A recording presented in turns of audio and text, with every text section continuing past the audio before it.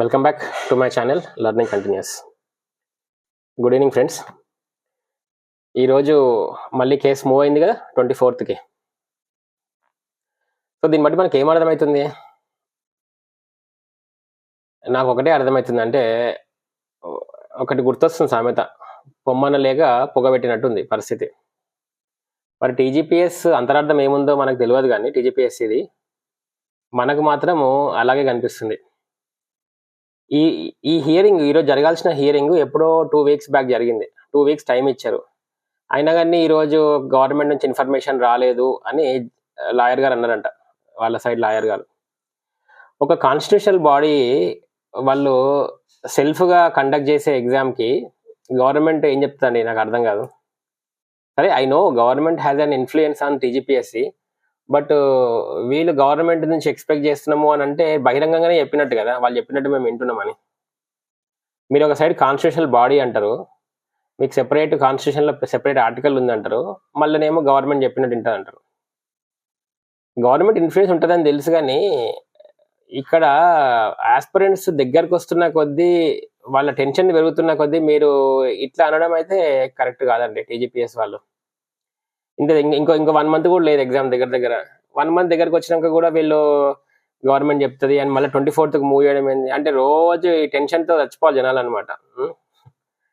అట్లా ఉంది పరిస్థితి. ఏం చెప్పాలి మీకు? మిమ్మల్ని ఏమంటాం? మేము ఏం అనలేము. అన్ని తీసుకుపోయి కోర్టులో పెట్టిరు. ప్రతి ఒక్క దానికి ఆన్సర్ కోర్టేనా అండి? ఎవ్రీథింగ్ ఫర్ ఏం ప్రాబ్లం వచ్చినా కోర్టేనా? కోర్ట్సే చెప్తున్నాయి, అరే మీరు థర్డ్ పార్టీ నెగోషియేషన్స్ చేసుకోండి, మీరు ఓన్ డైలాగ్స్ పెట్టుకోండి, మీరే మాట్లాడుకోండి, ఆర్బిట్రేషన్స్ చేసుకోండి అని ఒక సైడ్ కోర్ట్సే చెప్తున్నాయి, మా దగ్గర కేసెస్ ఎక్కువ ఉన్నాయి మీరు అని. ఇప్పుడు టీజీపీఎస్సికి ఆస్పిరెంట్స్కి మధ్యలో ఇష్యూ ఉన్నప్పుడు ఏం చేయాలి? టీజీపీఎస్సి మేబీ ఎక్స్పర్ట్స్ని కూర్చోబెట్టి, వీళ్ళని కూర్చోబెట్టి ఒక అమికేబుల్ సొల్యూషన్కి రావాలి, అవునా? మరి దానికి కోర్టు ఎందుకండి? నాకు అర్థం కాదు. మీరు కూర్చోండి, వీళ్ళని కూడా ఆస్పిరెంట్ సైడ్ నుంచి కూడా మంచి మేధావులు చాలా మంది ఉన్నారు కదా, వాళ్ళని కూర్చోబెట్టండి, మంచి ఇన్స్టిట్యూషన్స్ హెడ్స్ ఉన్నారు, వాళ్ళని కూర్చోబెట్టండి, ఒక కొలిక్కి రండి. ఇంత సింపుల్ సొల్యూషన్ ఉన్నప్పుడు దానికి కోర్టు చెప్పడం ఏంది? మీరు ఎక్స్పర్ట్ కమిషన్ పెట్టడం ఏంది? వాళ్ళు ఒకటి అంటారు, మేము ఒకటి అంటాము, వీళ్ళు ఒకటి అంటారు. ఇంతకంటే ఒక చిన్న చర్చ పెట్టేసుకొని మీకు కావాల్సిన వాళ్ళే పిలవండి. అశోక్ నగర్లో ఎవరైతే ఉన్నారో పెద్దవాళ్ళని, మీకు కావాల్సిన వాళ్ళనే పిలవండి. వాళ్ళతోనే మీ సైడ్ ఒక నలుగురు, వీళ్ళ సైడ్ ఒక నలుగురు వేసేసుకొని కీ కేసులు అవన్నీ సార్ట్అవుట్ చేసుకోవచ్చు కదా సింపుల్గా. ఇంత చిన్న దానికి కోర్టు దాకా ఎందుకు? ఆ కోర్టు వాళ్ళేమో వాళ్ళు పుష్ చేస్తూనే ఉంటారు, వాళ్ళని అనొద్దు, సామాన్యుడు ఏమనొద్దు కోర్టునేమో, ఎందుకంటే అది మళ్ళీ కంటెంప్ట్ ఆఫ్ కోర్టో లేకపోతే ఏదో అవుతుంది. మీరేమో ఇంత మంచి టెక్నికల్ సొల్యూషన్స్ ఉన్నప్పుడేమో మీరు కోర్టు ప్రతి ఒక్కటి అంటే శంఖంలో వస్తేనే తీరుతామా? అట్లా అదే అలాంటిది ఒకటి ఏమైనా ఫాలో అవుతున్నారా ఏంది? ప్రతి ఒక్కటి కోర్టు చెప్తేనే దానికి మీనింగ్ ఉంటుందా అండి? మీరు చెప్పినా కానీ మీనింగ్ ఉంటుంది కదా. సింపుల్గా కూడా సాల్వ్ చేసుకోవచ్చు కదా, చాలా సింపుల్గా కూడా సాల్వ్ చేసుకోవచ్చు కదా. ఆర్బిట్రేషన్ చేసుకోవచ్చు, దే హ్యావ్ ఎ డైలాగ్. ఖతర్నాక్ పీపుల్ ఉన్నారు కదండి మన ఇండస్ట్రీలో, ఈ కాంపిటేటివ్ ఇండస్ట్రీలో చాలా మంచి మేధావులు ఉన్నారు, పెద్దవాళ్ళు ఉన్నారు. వాళ్ళ హెల్ప్ తీసుకొని మీరు సార్ట్అవుట్ చేసుకోవచ్చు కదా. ఎందుకు చేయట్లేదు అనేది నా క్వశ్చన్. ఇది మెయిన్. నేను దేని గురించి మాట్లాడుతున్నా అంటే కీ ఇష్యూస్ గురించి మాట్లాడుతున్నా. కీ ఇష్యూస్ మీరు ఒకటి అంటారు, వీళ్ళు ఒకటి అంటారు, ఇట్లాంటి దగ్గర వాడుకోవచ్చు. ఇంకా వేరే విషయాల్లో కూడా చాలా మటుకు ఆర్బిట్రేషన్ చేసుకొని సింపుల్గా సాల్వ్ చేయొచ్చు. దానికి అన్నిటికీ కోర్టు మీద డిపెండ్ అయ్యి, పోనీ కోర్టు రెడీగా అవైలబుల్ ఉంది అంటే టక్మని అంటే అనుకోవచ్చు. కానీ ఇక్కడనేమో ఇల్లుగాలు ఒకటి ఏడుస్తుంటే ఇట్లుంది పరిస్థితి. పిల్లలేమో వీళ్ళ బాధలో వీళ్ళు ఉంటే వాళ్ళు మాత్రం మెల్లగిస్తారు, వాళ్ళని ఏమనొద్దు. మరి దీనికి బాధ్యత వహించేది ఎవరు అనేది క్వశ్చన్. ఇది ఇట్లా ఉంటే ఇంకోటి మన మిత్రులకు నేను ఏం చెప్పాలనుకున్నా అంటే, బ్రదర్, ఇప్పుడు మనకి క్లియర్గా అర్థమైంది టీజీపీఎస్సి కావాలని డిలే చేస్తుంది. సో డిలే చేస్తుంది అన్నప్పుడు we have to read between the lines అంటారు కదా, read between the lines. So read between the lines, ఆ మధ్యలోకి వెళ్ళి మనం అర్థం చేసుకోవాలి, అవునా? అర్థం చేసుకొని మనం సర్దుకోవాలి. అంతేగాని మనకి ఎవరు కూడా డైరెక్ట్గా చెప్పారు కదా, వీళ్ళు అట్లే చేస్తున్నారు వీళ్ళు. అయితే వీళ్ళు ఏదో చెప్తారని చెప్పి పాపం చాలా మంది Group 1, Group 2 రాసే వాళ్ళు కూడా దీని మీదనే బేస్ చేసుకొని కూర్చున్నారు. బ్రదర్, Group 2 చదివే వాళ్ళు అందరూ అసలు Group 2 మీదనే ఫోకస్ చేయండి. దీన్ని పట్టించుకొని అది వదులుకోకండి అంటున్నాను అనేది. ఎందుకంటే అవి ఎక్కువ పోస్ట్స్ ఉన్నాయి, దాంట్లో కిరికిరి ఏం లేదు, ఫిట్టింగ్ ఏం లేదు. ఎందుకు అది వదులుకుంటారు అనేది నా ప్రశ్న. ఓన్లీ గ్రూప్ 1 ఉన్న వాళ్ళు ఓకే అండి, ఇక వాళ్ళ కర్మ ఎట్లుంటే అది అట్లా అవుతుంది. కానీ గ్రూప్ 2, గ్రూప్ 3 వేరే వాటి మీద కూడా ఉన్నప్పుడు దీని మీద ఎందుకు మీరు ఫోకస్ చేస్తున్నారు? చేయకండి సార్. మీరు హ్యాపీగా మీరు ఫస్ట్ ఏదో ఒక జాబ్ అయితే కొట్టండి, గ్రూప్ 2 జాబ్ కొట్టండి, తర్వాత మళ్ళీ నెక్స్ట్ నోటిఫికేషన్ లో గ్రూప్ 1 చూసుకోవచ్చు కదా. నేనైతే ఇది నా సెల్ఫ్ ఒపీనియన్ అండి, అభిప్రాయం. మిత్రులందరికీ ఎవరైతే గ్రూప్ 2 ప్రిపేర్ అవుతున్న వాళ్ళకి కళ్ళు మూసుకొని చదవండి సార్. అసలు గ్రూప్ 1 మర్చిపోండి. ఒకవేళ ఎగ్జామ్ అయితే కూడా అక్టోబర్ లో కూడా పోయి రాసిరండి, మీకు ఏదో వస్తుంది రాసిరండి. ఎందుకంటే ఇప్పుడు ఇన్ని కేసుల మధ్యలో ఉన్న ఇంత ఫౌండేషనే కరెక్ట్ గా లేదు, బిల్డింగ్ నిల్చుంటుందా అండి? సరే వీళ్ళు కడుతున్నారు, 1 ఫ్లోర్ 2 ఫ్లోర్లు వేస్తున్నారు, 3 ఫ్లోర్లు వేస్తున్నారు, కానీ ఏదో ఒక ఫ్లోర్ దగ్గర పడిపోతుంది కదా, పడదా? కామన్ సెన్స్ తో చెప్పొచ్చు. నాకైతే అట్లా అనిపిస్తుంది. మరి అది నా ఒపీనియన్. మరి మీ ఒపీనియన్ ఏదో మీరు నాకు తెలియదు, కానీ ఫండమెంటల్ గా రాంగ్ ఉంది. మనం ఎంత ఆస్పిరెంట్స్ అందరం మన అద్దాలు తీసి తుడిచి చూస్తున్నాం, అరే GO29 కరెక్టా కాదా అని. మన అందరికి తప్పుగానే కనిపిస్తుంది. ఎంత మనం నీళ్లు పోసి మన అద్దాలను తుడుచుకున్నా కానీ మనకు అట్లనే కనిపిస్తుంది. TGPS కి మాత్రం అట్లా కనిపిస్తలేదు. మరి వాళ్ళు ఏ అద్దాలలో చూస్తున్నారో, వాళ్ళు వాట్ ఈస్ దేర్ పర్స్పెక్టివ్ మనకు అర్థం అవ్వట్లేదు. ప్రపంచం మనందరికి ఇంతమందికి అన్ని ఇష్యూస్ కనబడి 14 కేసులు కనబడుతున్నా TGPS వాళ్ళు గుడ్డిగా ఎగ్జామ్ పెడతాము, మేము గ్రూప్ 1 పెడతాము అంటే మరి వాళ్ళ స్టాండ్ ఏంటిది, వాళ్ళ ఏంటిదో మనకు తెలుస్తలేదు. కనీసం ఒక్కోళ్ళన్నా బయటికి రారు, చెప్పరు. TGPS నుంచి మేము కరెక్ట్ గానే ఉన్నామని చెప్పరు. అదే అన్న చెప్పొచ్చు కదా. అది చెప్తే చాలా హ్యాపీ ఫీల్ అవుతాం. మీరు వచ్చి అదే ముక్క చెప్పండి, అరే మీరు మూసుకొని చదువుకోండి రా నాయన, ఎందుకు అనవసరంగా మీరు టైం వేస్ట్ చేస్తున్నారు అనేది చెప్పొచ్చు కదా. అది కూడా చెప్పట్లేదు. అందరు పెద్ద వాళ్ళు ఉన్నారు, అందరూ ఇది very good organisation, very good body, కానీ ఎందుకు చెప్పట్లేదు అనేది నా క్వశ్చన్. సరే వాళ్ళంటే చెప్తలేదు అనుకుందాం, లెట్స్ సే పొలిటికల్ రీజన్ ఉంది అనుకుందాం. మరి ఇక్కడ ఉన్న స్టేక్ హోల్డర్స్ ఎవరండి? స్టేక్ హోల్డర్స్ ఒకసారి మాట్లాడుకుందామా? ఇక నేను ఇప్పుడు మాట్లాడితే జనాల కోపం వస్తుంది అనుకో, అది వేరే సంగతి. బట్ కోపం వచ్చినా ఏం చేస్తాను చెప్ప. ఇప్పుడు నేను 3 ఏళ్ల నుంచి నేను నష్టపోయినవాడు నష్టపోయినామని కూడా చెప్పుకుంటే కూడా తప్ప కాదు కదా. సో మాట్లాడాలి, తప్పు ఖచ్చితంగా మాట్లాడాలి. ఇక నాకు వస్తుంది లేకపోతే లేదు, గ్రూప్ 1 అది పెద్ద మ్యాటర్ కాదు, కానీ ఖచ్చితంగా మాట్లాడాలి కదా. సరే TGPSC అయితే మాట్లాడతలేదు, నేనైతే దాన్ని TGPSCని ఇన్ఫ్లుయెన్స్ చేయలేదు, మనకు అంత కెపాసిటీ లేదు. మరి వాళ్ళు మాట్లాడకపోతే నెక్స్ట్ స్టేక్ హోల్డర్ ఎవరు? ఆస్పిరెంట్స్, TGPSC, పొలిటీషియన్స్ అయితే వాళ్ళు పవర్లో ఉన్న వాళ్ళేమో సపోర్ట్ చేస్తారు, అపోజిషన్లో ఉన్న వాళ్ళేమో అపోజ్ చేస్తారు. That is fine. మరి నెక్స్ట్ ఎవరండి వచ్చింది? ఇన్స్టిట్యూషన్సే కదా, పెద్ద ఇన్స్టిట్యూషన్సే కదా. మరి ఇన్స్టిట్యూషన్స్ ఎందుకు మాట్లాడట్లేదు అనేది నా క్వశ్చన్. వీళ్ళు చాలా పవర్ఫుల్ ఇన్స్టిట్యూషన్స్. ఎంత పవర్ఫుల్ ఉన్నాయంటే ఎక్కడెక్కడలో తీసుకొచ్చి ఇంటర్వ్యూలు చేపిస్తారు. వీళ్ళు మంచి పెద్ద మేధావులతో ఇంటర్వ్యూలు చేపిస్తారు. ఎక్కడెక్కడో రోజు పొద్దున్న లేస్తే ప్రతి ఇన్స్టిట్యూషన్ వాళ్ళు 10 వీడియోలు పెడతారు. ఎక్కడో ఆఫ్రికాలో సుడాన్లో జరిగిన ఒక హక్కీ పిక్కి ట్రైబు మనం ఇక్కడ మాట్లాడుకుంటాం. లేకపోతే ఇంకేదో దేశంలో ఏదో జరుగుతుంటే ఇజ్రాయెల్ గాజా గురించి మాట్లాడుకుంటాం. ఇంకొక పెద్ద ఆయన మనం చాలా ఫేవరెట్, నేను రోజుకి ఆయన 20 వీడియోలు చూస్తా. ఆయన ఇందాకనే జానీ మాస్టర్ కి అరెస్ట్ చేసినా కానీ పొలిటీషియన్స్ సైలెంట్గా ఉన్నారని ఒక వీడియో చేసిండు.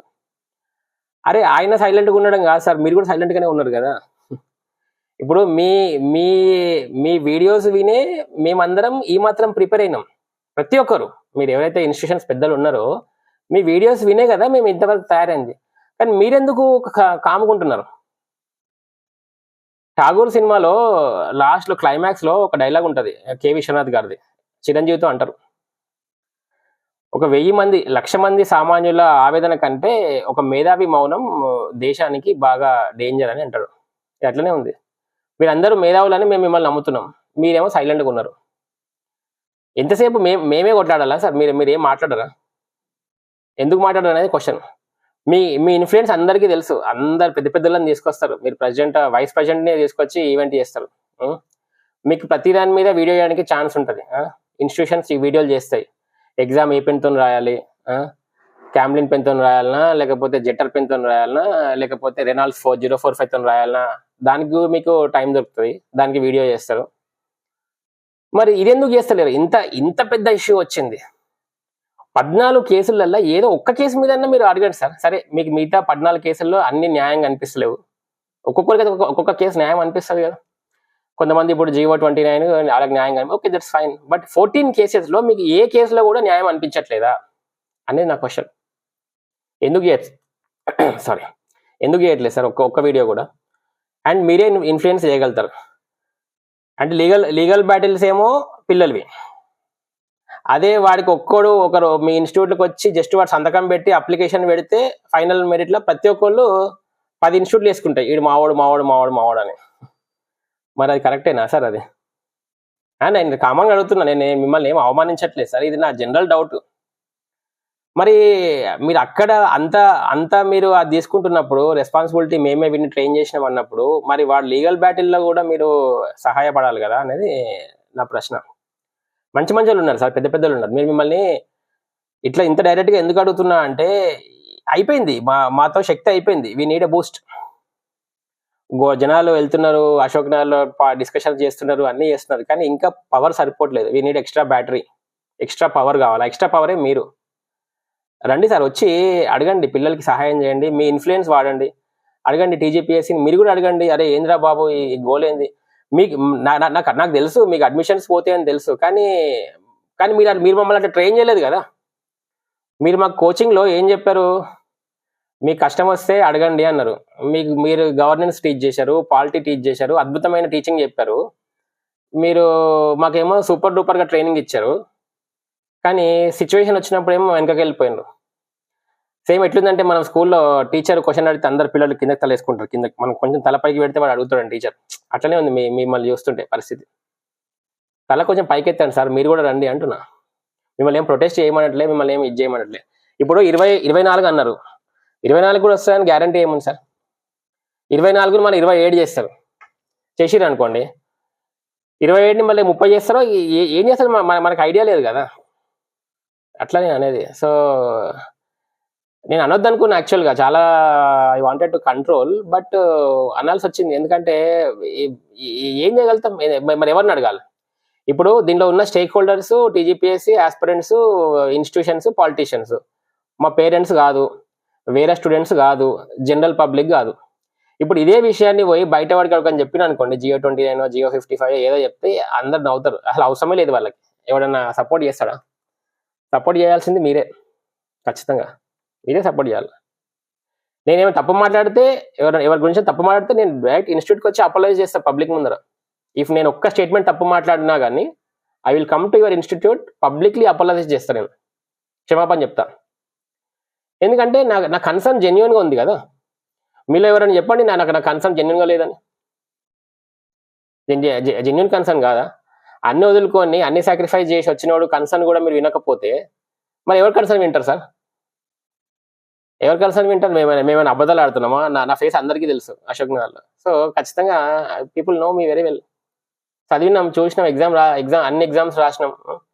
ఫస్ట్ ఎగ్జామ్ సార్, ఫస్ట్ 2022లో ఇన్స్టిట్యూషన్స్ పెట్టిన ఎగ్జామ్, ఒక్క ఎగ్జామ్ కూడా మిస్ అవ్వకుండా రాసినాం. మేలో స్టార్ట్ అయితే అక్టోబర్ వరకు ప్రతిరోజు అదొక మ్యారథాన్ లాగా రాసినాం. ఎంత అసలు టీజీపీఎస్సీ మీద ఒక 0.00001% కూడా మాకు డౌట్ లేకుండే. ఏది 0.00001% కూడా డౌట్ లేకుండే. కానీ ఎప్పుడైతే లీకేజ్ అయిందో మొత్తం పటాపంచలైంది. సరే అయితే అయిందేమో అనుకున్నాము, సెకండ్ టైం అదే అయింది, థర్డ్ టైం అదే అయింది. థర్డ్ టైం ఏమో ఈ కొత్త ఫిట్టింగ్ తీసుకొచ్చారు, లీకేజ్ ప్రాబ్లం లేదు కానీ జియో 29, R29, E29, ఈ కీ ఇష్యూస్ ఇవన్నీ తెచ్చారు. సో నేను అదే అంటున్నా సార్, మీరు ఒకసారి ఆలోచించండి, మీ మేధావులు అందరూ ఒకసారి ఆలోచించండి. మీరు మంచి వీడియోలు చేస్తున్నారు, కానీ ఆ వీడియోలతో పాటు ఈ కూడా వీడియో కూడా చేయండి సార్. ఇందులో ఏదో ఒక కేసు తీసుకోండి సార్, ఏదో ఒక కేసు తీసుకొని అడగండి. ఒక్క కేసు కూడా. ఎక్కడెక్కడనో కేసులు మాట్లాడతారు, ఎక్కడెక్కడనో దేశం బయట పుతిన్కి మోడీకి ఏం జరిగింది, మోడీ పోలాండ్ పోయిండు, డెన్మార్క్ పోయిండు, అవన్నీ మాట్లాడిన వాళ్ళు మరి పక్కన నాంపల్లి, అశోక్ నగర్కి నాంపల్లికి ఎంత ఉంది sir? Ashok Nagar, Himayat Nagar, Liberty, Basheerbagh, assembly, Nampally. గట్టిగా అశోక్ నగర్ వాళ్ళు అందరూ ఓ అంటే నాంపల్లికి వినిపిస్తుంది. మనం 2 నిమిషాలు పోవచ్చు, మనం పోయి మాట్లాడవచ్చు, లేకపోతే వాళ్ళు పెద్ద సార్లు అక్కడ నుంచి పిలిచినా మనమైనా పోయి మాట్లాడవచ్చు. కానీ ఎటువంటి ఇనిషియేషన్ జరగట్లేదు. ప్రాబ్లం ఏంటిదంటే from here or from there ఎటువంటి ఇనిషియేషన్ జరగట్లేదు. అందరు మాకు కాదు. ఈ బ్యాటిల్ అనేది, లీగల్ బ్యాటిల్ అనేది పిల్లలకి టీజీపీఎస్సీకి లాగానే ఉంది. మీరు కూడా స్టేక్ హోల్డర్ సార్, మీరు ఖచ్చితంగా మీరు మాట్లాడండి, దయచేసి మీ ఇన్ఫ్లుయెన్స్ ఉపయోగించండి. కనీసం మాకు చెప్పకండి, కనీసం బ్యాక్ ఎండ్ అలా మీరు ఏదైనా చేయండి. అరే పిల్లలకి అవుతుంది సార్, ఇబ్బంది పడుతున్నారు సార్ వీళ్ళ, అప్పుడు మాకు కూడా మీ మీద ఇంకా గౌరవం పెరుగుతుంది. ఇప్పటికీ చాలా గౌరవం ఉంది కాబట్టి మేము ఇట్లా ఇంత రిక్వెస్ట్ చేస్తున్నాం కదా సార్, ఇంకా గౌరవం ఇంకా పెంచుకోవాలి కదా. లేకపోతే ఇప్పుడు నాలాంటి వాడు బయటకు వచ్చినాక ఏమైతే సార్, ఇప్పుడు నేను మా ఇంట్లో వాళ్ళకి ఏం చెప్తా చెప్పండి, I'm a failure. If this is not going to work out correctly, నాలాంటి వాళ్ళు అందరూ ఫెయిల్యూర్స్. మమ్మల్ని వద్దని ఇంట్లో వద్దన్నా కానీ, వారించినా కానీ మేము ఏదో చేద్దాం సాధిద్దామని వచ్చినాం నాలాంటి వాళ్ళు అందరూ. ఇప్పుడు నేను మా పిల్లలకి నేను ఏం ఆన్సర్ చెప్తా చెప్పండి, నాకు ఏం ఆన్సర్ చెప్పాలి, మా వైఫ్కి నేను ఏం ఆన్సర్ చెప్పాలి, మా పిల్లలకి నేను ఏం ఆన్సర్ చెప్పాలి. అందరూ ఇప్పుడున్న చదువుతున్న ఉద్యోగాలు వదులుకొని చేస్తున్న వాళ్ళందరి ఇంట్లో చాలా రిపల్సివ్ ఫోర్సెస్ ఉన్నాయి. అందరు వద్దనే అంటున్నారు, కానీ ఇంతమంది ఆస్పిరెంట్స్ ఏదో సాధిద్దామని వచ్చారు. ఇప్పుడు వీళ్ళందరూ ఏం ఆన్సర్ చెప్పాలి? సిస్టమ్ మనల్ని ఫెయిల్ చేసిందని చెప్పాలా సార్? సిస్టమ్ ఫెయిల్ చేసిందని చెప్పాలా? లేకపోతే టీజీపీఎస్సీ ఫెయిల్ చేసిందని చెప్పాలా? లేకపోతే బుక్కులలో ఒక విధంగా ఉంటాయి, క్లాసుల్లో ఒక విధంగా చెప్తారు, కానీ బయట మాత్రం కంప్లీట్ డిఫరెంట్ ఉంటుంది సబ్జెక్ట్ అని చెప్పాలా? స్మార్ట్ గవర్నెన్స్ అని మీరే చెప్పారు. Smart governments, SMART, simple, moral, accountable, responsible, transparent. ఇలా ఏ ఒక్కటి కూడా నాకు కనబడతలేదు. ఏడా మోరల్ ఉంది సార్? మోరల్ ఎక్కడుంది? అండ్ అకౌంటబుల్ ఎక్కడుంది సార్? ఇంత గోల చేస్తున్నా మాట్లాడారు. ట్రాన్స్పరెన్సీ ఏది? ట్రాన్స్పరెన్సీ లేదు. రెస్పాన్సివ్ ఎక్కడ రెస్పాన్స్ ఉంది? ఇంతవరకు ఇంత గోల్ అయినా ఒక అఫిడవిట్ కూడా ఫౌండ్ చేయలేదు. మరి ఇదేం గవర్నెన్స్ అంటే? ఇప్పుడు రేపు కొత్తగా అయిన బ్యూరోక్రాట్స్ కూడా, ఇక్కడ నుంచి అశోక్ నుంచి అయిన బ్యూరోక్రాట్స్ కూడా ఇట్లనే ఉండాలా ఇది? అంటే స్మార్ట్ గవర్నమెంట్స్ డెఫినేషన్ ఇదేనా? ఓన్లీ బుక్లో రాయడానికి బాగుంటుందేమో స్మార్ట్ గవర్నెన్స్ అని, కానీ రియాలిటీ మాత్రం కంప్లీట్లీ డిఫరెంట్. అదే అండి సంగతి. So we request the main, ఇప్పుడు అఫీషియల్స్, టీజీపీఎస్సీ అఫీషియల్స్ని మనం ఎలాగో వేడుకుంటున్నాం. They are giving a deaf ear to all the aspirants. And ఇప్పుడు ఇక నెక్స్ట్ ఏదంటే రేవంత్ రెడ్డి గారిని కలవాలేమో, మరి మా పెద్దలు ఎవరైనా కలిస్తే మనమైతే కలవలేము మేబీ, నాతోనైతే కాదు. పాపం వేరే వాళ్ళు ట్రై చేస్తుంటారు. మనం అడిగేది ఓన్లీ ఇన్స్టిట్యూషన్స్ని మాత్రమే. ఇన్స్టిట్యూషన్స్ మీరే ఏదైనా చేయాలి, మీరే ఏదైనా ముందుకు వచ్చి ఏదైనా ఒకటి దీనికి ఒక రీజనబుల్ ఎండింగ్ తీసుకురండి సార్. అది నేను అంటున్నా. అది ఫ్రెండ్స్. సో గ్రూప్ 2 మాత్రం గట్టిగా చదవండి. గ్రూప్ 1 ఏదైనా కానీ దట్స్ ఫైన్. ఎందుకంటే this is wavering like unending story అవుతుంది ఇది. ఓకే, అన్ఎండింగ్ స్టోరీ అవుతుంది. ఏం జరుగుతుందో ఎవరికి తెలియదు, ఎవరికి ఆన్సర్ లేదు. అదే ప్రతీక్ష అంటాడు కదా, ప్రతి సీన్ క్లైమాక్స్ లాగా ఉందన్నట్టు ప్రతి క్షణం క్లైమాక్స్ లాగానే ఉంది. సో నేను ఇట్లున్నప్పుడు మనం ఏం మాట్లాడతాం? ఎవరిని అడిగినా కానీ ఎవరి దగ్గర ఆన్సర్ లేదు. సో మంచిగా ఓన్లీ ఏంటంటే గ్రూప్ 2 బాగా చదవండి. చదివే వాళ్ళు గ్రూప్ 2 కానీ గ్రూప్ 3 కానీ మంచిగా చదవండి. టైం వేస్ట్ చేయకండి, అస్సలు టైం వేస్ట్ చేయకండి. గ్రూప్ 1 ఏదైతే అది అవుతుంది. ఎగ్జామ్ అయితే పోయి రాయండి. ఎగ్జామ్ అయితే పోయి రాయండి అంటే ఇంటర్సేపు పోయి నేను కూడా అందరం కలిసి పోయి రాద్దాం. ఇక దాని మీద రిజల్ట్ పెట్టుకోవద్దు. నేను ఒకటే ఏమంటా అంటే, ఇప్పుడు time has come wear in we have to accept the reality. ఇప్పుడు ఒక బ్రేకప్ అయిందో, ఒక డైవర్స్ అయిందో, లేకపోతే ఏదైనా చెడు జరిగిందో, ఎవరైనా మనిషి పోయిందనుకో, ఒక ఫ్యామిలీ మెంబర్ ఏదో పోయిందనుకో, కొన్ని రోజులు బాధపడతాం. కానీ ఒక స్టేజ్ వచ్చినాక మనం దాన్ని యాక్సెప్ట్ చేయాలి కదా. The life has to go on. Group 1 కూడా అట్లే ఉంది. మనం పోరాడుతున్నాం, ఇంకా దగ్గరకు వస్తుంది. ఇంకా 30 రోజులు వచ్చింది. ఇంకా టెన్షన్ పెట్టుకోకండి సార్. ఇంకా టెన్షన్ పెట్టుకుంటే నరాలు చెత్తిపోతాయి అనవసరంగా. గ్రూప్ 1 చక్కర్లా ఆరోగ్యం పాడవుతుంది. రోజు నా వీడియోలో చూస్తున్నా, లేడీస్ ప్రాబ్లమ్స్, జెంట్స్ కి ప్రెషర్, జుట్టు ఊడిపోతుంది. అరే ఏంది భయ్, నాకు అర్థం కాదు. అమ్మ ఈ గ్రూప్ 1 చక్కర్లో పడి అన్ని ఓడుకుంటారు. లైఫ్ ఈజ్ వెరీ ఇంపార్టెంట్ దాని గ్రూప్ 1 కదా. గుడ్, మనం ట్రై చేసినాము, we have tried our level best. But situations work out కాకపోతే మనం చేసేది ఏముంటుంది? అడగడం తప్ప మనం ఏముండదు కదా. కానీ ఈ మాత్రమే అడగాలి. జనాలు ఇంకా అడగాలి సార్. ఇప్పుడు నేను ఒక్కని చేస్తున్నా, ఇంకా చాలా మంది చేస్తున్నారు వీడియోస్. కానీ ఇంకా మొన్న ఒక ఇన్స్టిట్యూట్ ఒక సార్ కూడా అన్నాడు, మీరు టీజీపీఎస్సీకి గ్రీవెన్సెస్ పెట్టండి అన్నాడు. అది కూడా మంచి పనే. గ్రీవెన్సెస్ పెట్టండి, మాట్లాడండి, మీ పాయింట్స్ లెటర్స్ కూడా పంపండి. ఒక్కొక్కరు ఒక్కొక్క విధంగా ఉంటుందండి. ప్రొటెస్ట్ అనేది ఒక యూట్యూబ్ వీడియోలోనే కాదు. లెటర్స్ పంపొచ్చు, పోయి అడగొచ్చు, కలవచ్చు, మేధో మదనం చేయొచ్చు.